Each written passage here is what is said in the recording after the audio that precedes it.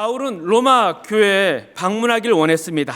방문해서 어떤 신령한 은사, 즉 하나님이 주신 선물을 함께 나누기를 원한다, 이렇게 이야기합니다. 그리고 이 선물은 잘 아시다시피 바로 복음입니다. 왜 바울은 하나님이 주신 선물, 이 복음을 나누기를 원할까요? 로마서 1장 11절에서 13절에 보면 이렇게 나타나 있습니다. 복음을 나누게 되면 우리를 견고하게 세운다. 즉 세상 가운데 많은 시험과 유혹에 흔들리는 우리의 신앙이 강하게 견고하게 세워주는 효과가 있다. 그리고 또한 복음을 나누게 되면 우리가 서로 위로하고 격려하면서 복음 안에서 하나가 되는, 하나의 공동체가 되는 역사가 일어나기 때문이다. 그 또한 복음이 열매를 맺는다는 것입니다. 이 복음이 열매를 맺는다는 것은 우리 가운데 이 생명의 역사가 우리뿐만 아니라 우리 가족과 이웃에 더 앞으로 풍성하게 일어날 것이고, 또 특별히 복음으로 키운 우리 자녀들이 더 복음의 세대가 될 거라는, 생명의 역사가 일어날 거라는 그런 기대를 가지고 있는 것입니다. 우리도 복음을 함께 나누십시다. 복음이 크게 역사하실 것입니다. 자, 그렇다면 바울이 나누길 원하는 복음의 내용은 무엇일까요? 이에 대한 설명은 로마서 1장 2절에서 6절까지 이야기하고 있습니다. 복음은 무엇입니까? 하나님께서 역사적으로 예수 그리스도를 보내사 나를 위하여 죽게 하셨습니다.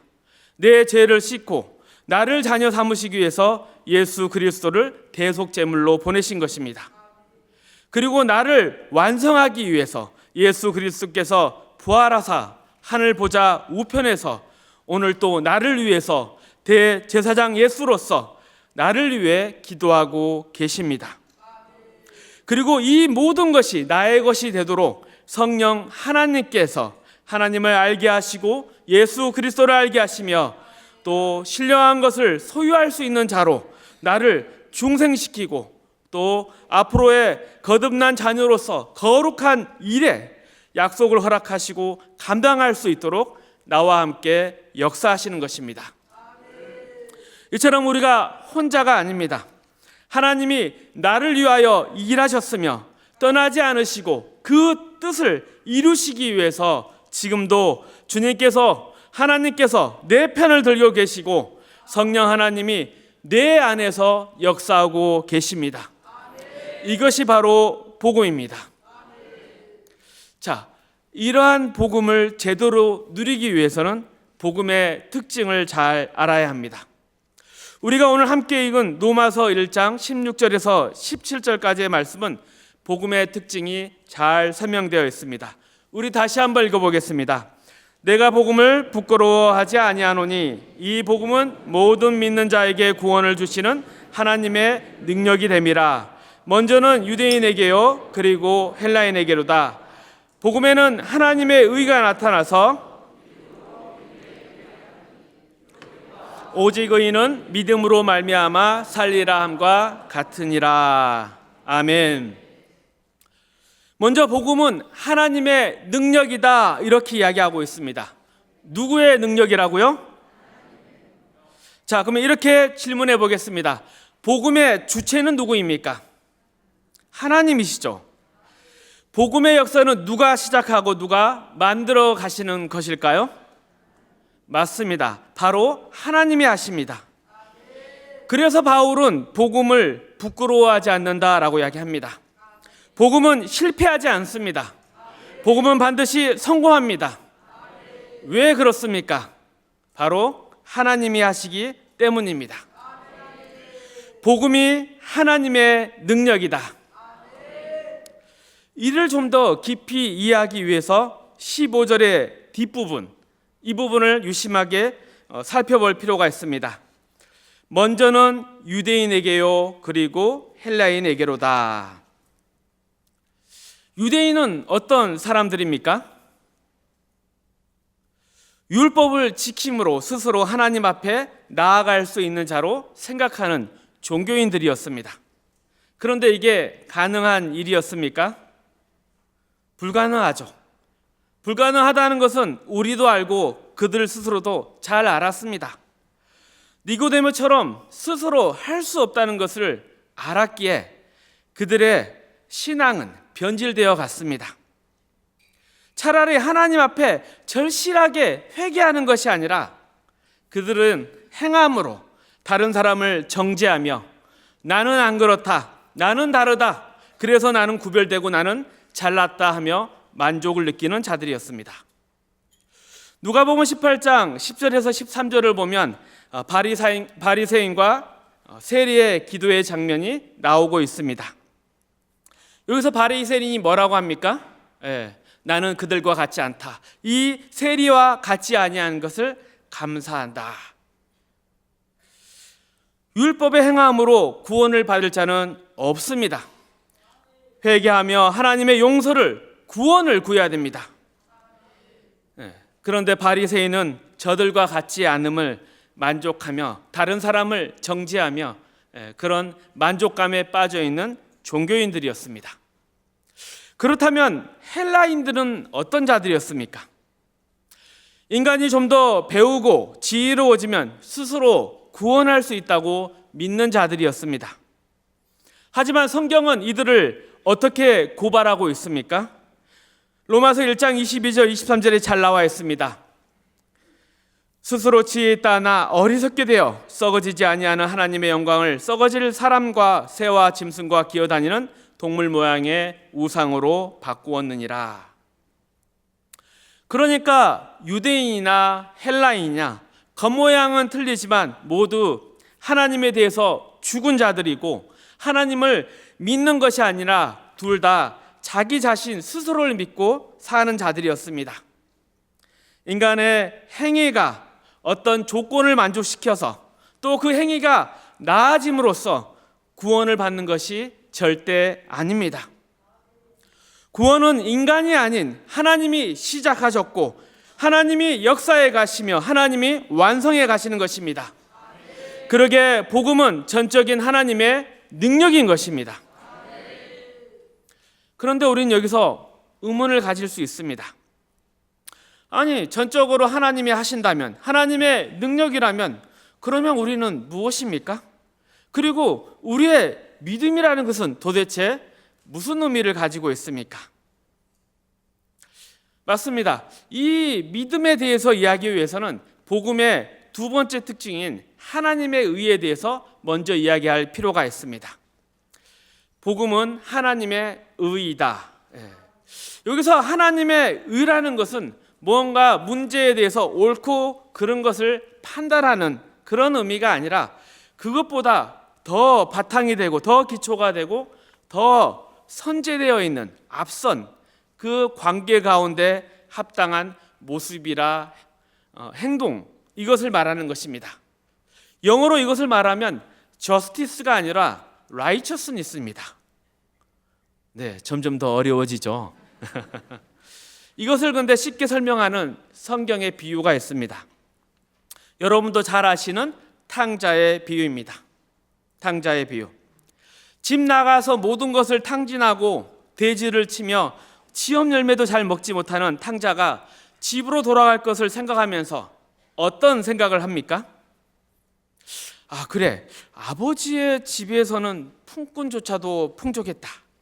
그럼 나도 아들이라고 하기엔 부끄러우니까 가서 품꾼으로 여겨달라고 하면서 먹을 것을 좀 달라고 해야 되겠다. 이렇게 스스로 변명과 핑계를 생각하며 돌아옵니다. 이 생각에서 잘못된 것은 무엇입니까? 자기가 아들이라는 것을 제대로 모릅니다. 아들다움이 무엇인가에 대해서 생각하지 않고 그저 닥친 문제에 대해서 해결하기 위해서 판단하고 거기에 대한 자신의 입장에서 변명거리를 생각할 뿐입니다. 자신이 누구인지 그리고 자신이 진정한 아들이면 어때야 하는지를 모릅니다. 그리고 그 아들이면 아버지 앞에 어떻게 해야 되는지를 전혀 생각 못하고 있습니다. 그렇다면 집에 있는 큰아들은 어떻습니까? 집 나간 아들하고 대동소이합니다. 이 집에 있는 큰아들은 집 나간 탕자와 비교를 하면서 자신에 대한 보상이 적은 것에 대해서 불평하죠. 왜 집에서 아버지 밑에서 고생한 나에게는 왜 아무 보상이 없습니까? 날 알아주지도 않냐고 투덜대고 있습니다. 집 나간 탕자나 집에 있는 큰아들이나 둘 다 무엇인가 판단하고 생각하지만 그것보다 더 앞선 본질이 되는 아들을 다움에 대해서, 그리고 그 역할과 명예에 대해서는 전혀 생각하지 못하고 있습니다. 그런데 이 두 아들에 비해서 아버지는 어떻습니까? 아버지는 아버지의 다운 모습을 보여주죠. 먼저는 두 아들을 잘 키웁니다. 잘 보살피죠. 심지어 그 집의 품꾼까지도 잘 보살피죠. 그리고 아들의 잘못된 선택에 대해서도 그것을 받아주고 기회를 줍니다. 아버지는 내게 죽은 자와 같습니다. 그러니까 유산을 내게 주십시오. 정말 화나고 어이없는 아들의 요구지만 그것을 묵묵히 받아줍니다. 그리고 그 집 나간 아들이 돌아오기를 항상 기다려서 멀리서부터 아들을 알아보고 측은히 여겨 안고 입 맞춰주고 아들의 지혜를 온전하게 회복시켜줍니다. 살찐 송아지를 잡아다가 동네 사람들 앞에서 잔치를 합니다. 전혀 창피한 것을 모릅니다. 그리고 불평하는 큰아들에 대해서는 뭐라고 이야기합니까? 나는 너와 항상 함께했고 내 것은 다 너의 것이다. 내 동성은 죽었다가 살아났고 잃었다가 찾았기에 우리 함께 즐거워하고 기뻐하는 게 마땅하다라고 이야기합니다. 이 아버지의 마땅하다, 그 말이 바로 하나님의 의, 하나님의 하나님다우심이라 하겠습니다. 이해가 되실까요? 집 나간 아들은 헬라인이다 이렇게 생각해 보십시오. 또 집에 있는 큰아들은 유대인이라 생각해 보십시오. 그리고 아버지는 하나님이라 생각해 보십시오. 아버지는 정말 아버지답게, 하나님은 하나님답게 구원을 베푸셨습니다. 그런데 그 구원은 행위의 법칙을 따른 것도 아니고 원인과 결과를 따른 그러한 구원도 아니었습니다. 만약 행위의 법칙을 들어댄다면, 그리고 원인과 결과를 따진다면 아무도 구원받을 수 없습니다. 그러기에 우리를 구원하기 위해서 믿음이라는 방법을 동원하셨습니다. 믿음이라는 선물을 주셨습니다. 믿음이라는 은혜를 베풀어 주셨습니다. 우리가 성경에서 믿음이라는 단어가 나오면 우리는 쉽게 생각합니다. 우리의 반응으로서 믿음. 하지만 이 구원에 있어서의 믿음은 하나님의 우리에 대한 믿음에서부터 시작됐다 할 수 있습니다. 아무리 봐도 인간이 잘한 것 하나 없고 이뻐할 구석도 없는데 하나님이 먼저 우리를 아들로 대접하고 아들로 믿어서 구원을 베푸셨구나. 그게 바로 구원에 있어서의 믿음이고 그 믿음을 베풀어 주신 것이 하나님 다우심이신 겁니다. 이 하나님의 믿음이 있어서 우리의 믿음이 생겨났고 또 자라고 그것이 더 성숙되어서 믿음과 사랑의 교제를 나누는 하나님의 자녀가 되어가는 것입니다.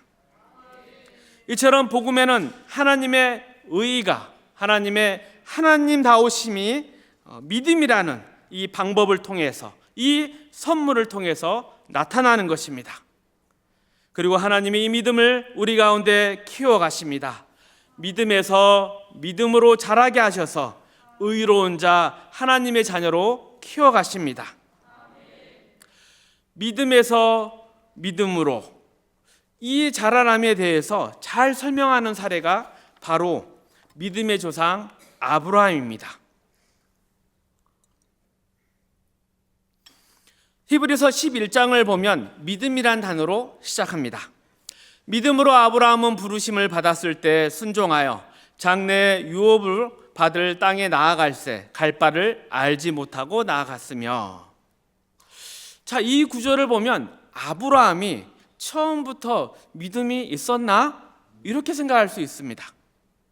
그런데 여호수아서 24장 2절에서 3절까지의 말씀을 보면 이 문장의 주체가 하나님이십니다. 내가 아브라함을 이끌어냈다라고 말씀하고 계십니다. 그리고 그 이전의 조상들의 생활을 보면 아브라함이 과연 부르심을 받았을 때 믿음이 있었을까 의심하게 됩니다. 그리고 창세기 12장을 잘 살펴보시면 너의 고향 친척과 아버지 집을 떠나서 내가 너에게 보여줄 땅으로 가라 하셨을 때 이때 아브라함이 순종했다라고는 나오지만 그것이 믿음이다라는 평가는 없습니다. 그리고 그 순종이 곧바로 어떻게 나타납니까? 기근이 있었을 때 가나안 땅을 버리고 애굽으로 가버립니다. 또 애굽 가서는 어떻습니까? 자신의 안위를 위해서 아내를 누이라 해서 바로에게 넘겨버리는 그러한 배신으로 나타납니다. 그러니까 히브리서 11장 8절에 그 서두에 나오는 믿음으로라는 것은 아브라함이기보다는 차라리 하나님의 믿음으로 보는 게 더 적절하다 생각할 수 있습니다. 그리고 계속 창세기를 읽어보면 아브라함의 믿음이 최초로 언급되고 평가되는 곳이 있습니다. 그것이 바로 창세기 15장입니다.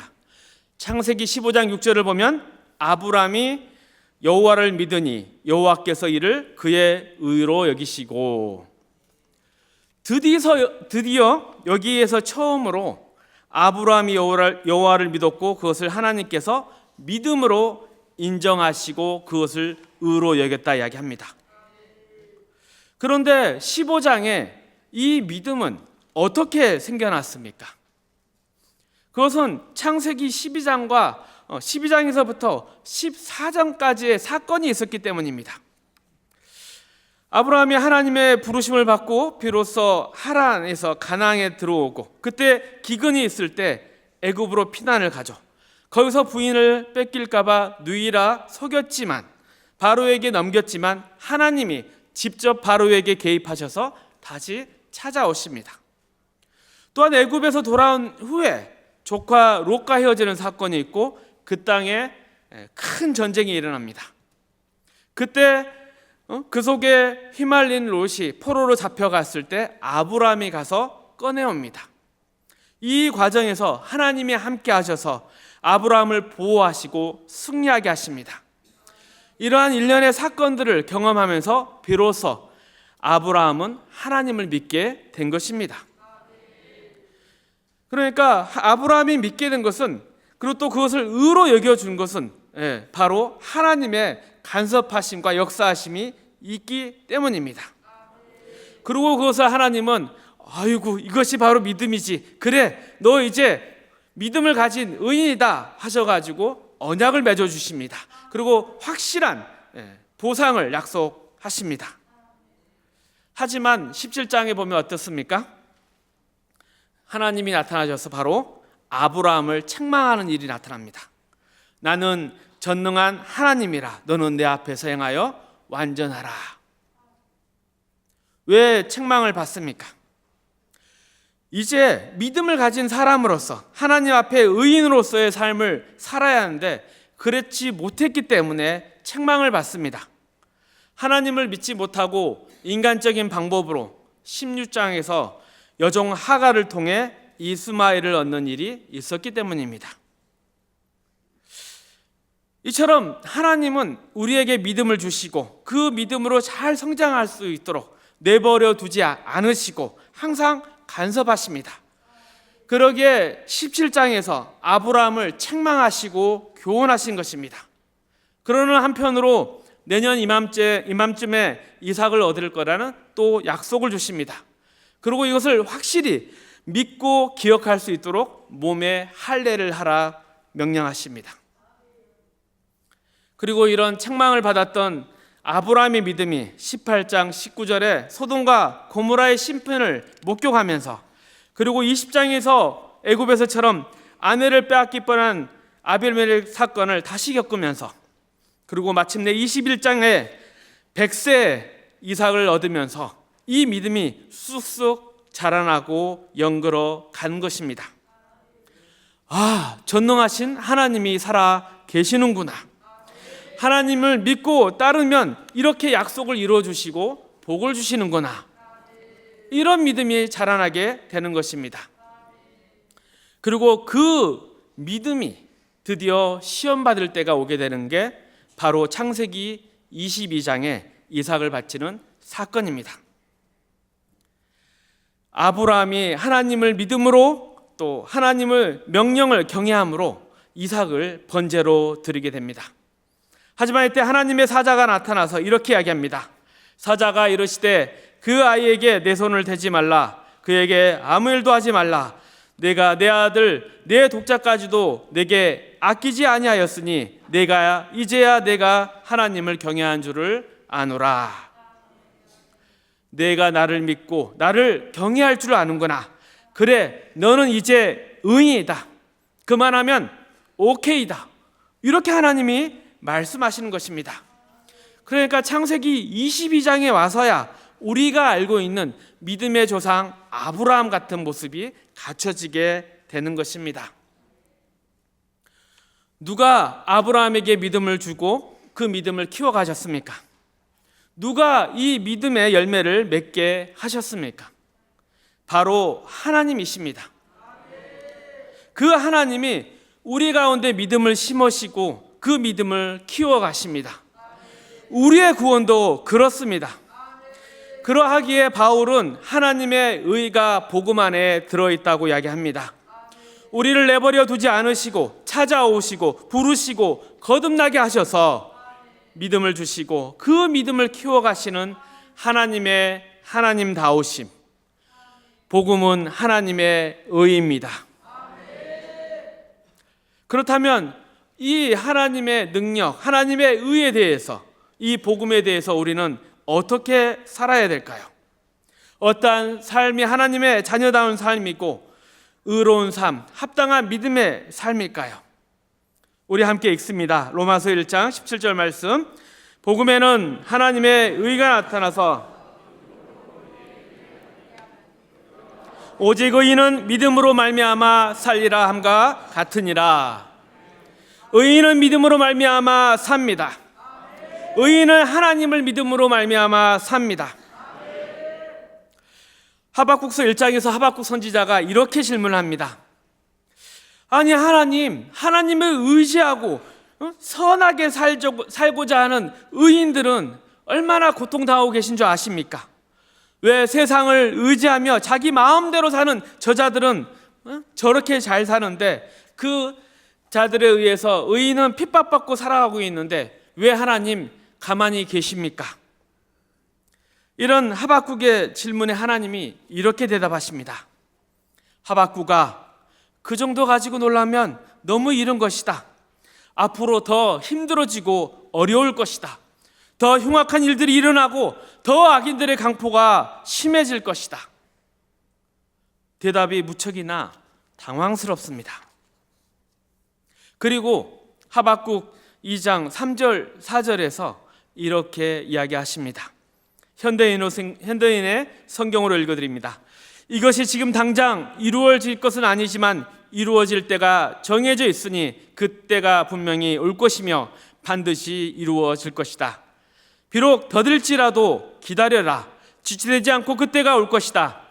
악인은 마음이 교만하고 정직하지 못함으로 살아남지 못할 것이나 의로운 사람은 믿음으로 살 것이다.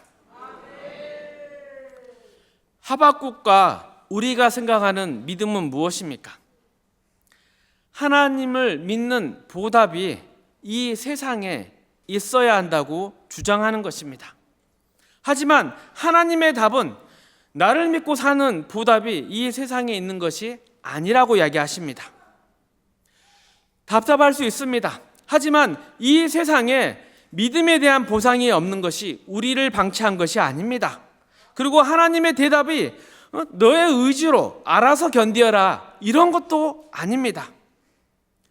의인이 믿음으로 산다는 것은 세상이 어지럽고 힘들어진다고 해서 하나님의 보호하심과 간섭이 방해받거나 포기되지 않는다고 선언하는 그 믿음, 하나님을 믿는 믿음 그 자체가 보상입니다.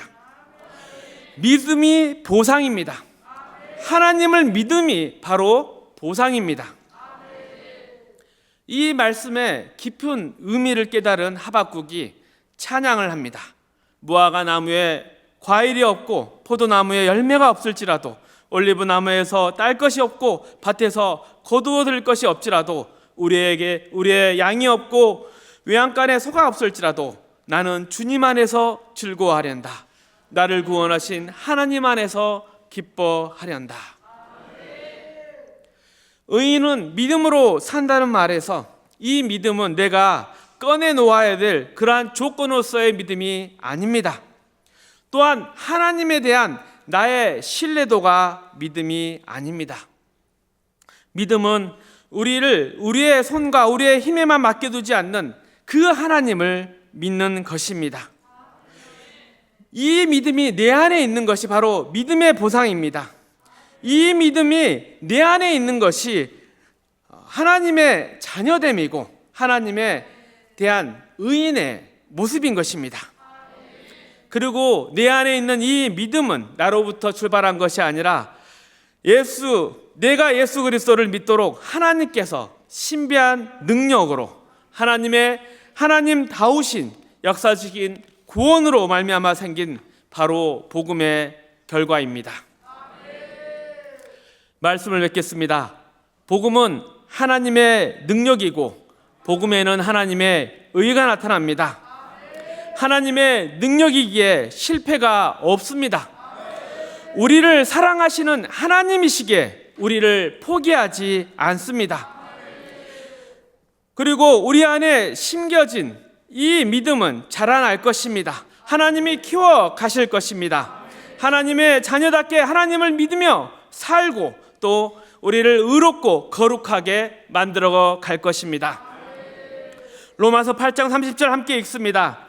또 미리 정하신 그들을 또한 부르시고 부르신 그들을 또한 의롭다 하시고 의롭다 하신 그들을 또한 영화롭게 하셨느니라. 부르시고 의롭다 하시고 영화롭게 하셨느니라. 이처럼 구원의 완성은 이미 하나님 안에서 완료형으로 또 이미 확실하게 이루어진 것으로 제시되어 있습니다.